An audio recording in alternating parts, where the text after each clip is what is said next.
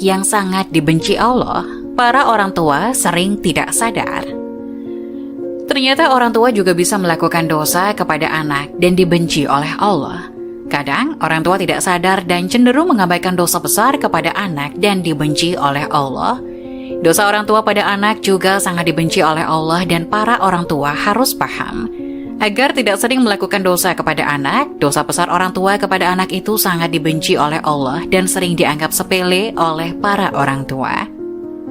Lalu apa saja dosa besar yang orang tua kepada anak lakukan dan dibenci oleh Allah dan sering dianggap remeh oleh para orang tua?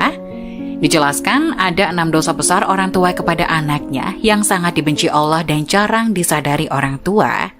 1. Kasar pada anak. Dosa besar orang tua kepada anak yang sangat dibenci Allah yang pertama, bersikap kasar terhadap anak. Para orang tua jangan sampai memaki anak dengan sebutan buruk dan tidak sesuai dengan namanya. Hendaknya para orang tua menasihati anak dengan lemah lembut dan penuh kasih sayang. Rasulullah Shallallahu Alaihi Wasallam bersabda, "Sesungguhnya kalian akan dipanggil pada hari kiamat dengan nama-nama kalian dan nama ayah kalian. Maka perbaikilah nama kalian." Hadis riwayat Abu Dawud nomor 4297. 2. Pilih kasih terhadap anak. Sikap pilih kasih yang dilakukan orang tua kepada anak termasuk dosa besar yang sangat dibenci Allah. Para orang tua jangan sampai bersikap baik hanya kepada salah satu anak saja, sedangkan anak lainnya terabaikan. Dalam hadis sahih yang diriwayatkan oleh Imam Muslim dijelaskan bahwa Nu'man bin Bashir pernah bercerita, "Ayahku menginfakkan sebagian hartanya untukku, ibuku Amrah bin Rawaha, kemudian berkata, 'Saya tidak suka engkau melakukan hal itu,' sehingga menemui Rasulullah.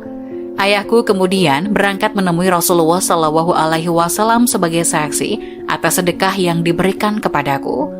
Rasulullah berkata kepadanya, 'Apakah engkau melakukan hal ini kepada seluruh anak-anakmu?' Ia berkata, 'Tidak.' Rasulullah berkata, 'Bertakwalah kepada Allah dan berlaku adillah kepada anak-anakmu.' Ayahku kemudian kembali dan menarik lagi sedekah itu."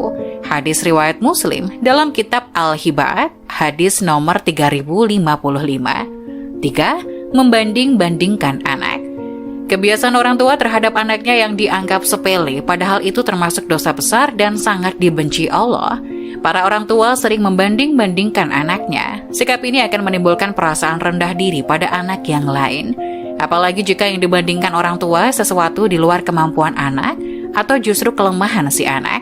Orang tua harus paham setiap anak memiliki kelebihannya masing-masing dan jangan dibanding-bandingkan. 4. Mengekang kebebasan anak. Jangan sampai para orang tua mengekang kebebasan anak, karena itu merupakan dosa yang sangat dibenci Allah. Membiarkan anak bermain adalah salah satu hal yang sangat penting dalam masa pengenalan lingkungan dan menemukan jati dirinya. Yang terpenting adalah tetap harus diberikan arahan mana yang baik dan mana yang kurang baik. Hal tersebut akan menjadikan si anak mampu bergaul dan mendapatkan pelajaran penting mengenai perbedaan. Hindari kekhawatiran yang berlebihan terhadap anak dan harus menjaga keterbukaan anak terhadap orang tua. Hal ini penting ketika anak ada masalah, bisa menyelesaikannya bersama orang tua. 5. Berkata buruk pada anak. Orang tua harus paham setiap ucapan yang keluar dari mulut bisa menjadi doa bagi anak. Hal ini sering tidak disadari oleh para orang tua, di mana sering berkata buruk kepada anak ketika sang anak tidak patuh. Abu Hurairah radhiyallahu anhu berkata, Rasulullah Shallallahu Alaihi Wasallam bersabda, ada 3 doa yang dikabulkan: doa orang yang dianiaya, doa musafir, doa keburukan orang tua atas anaknya. Hadis riwayat Tirmizi nomor 1828. Untuk itu pada saat menasihati anak akan lebih baik jika memberikan perumpamaan dan saran, lalu kembalikan kepada si anak supaya menentukan pilihan.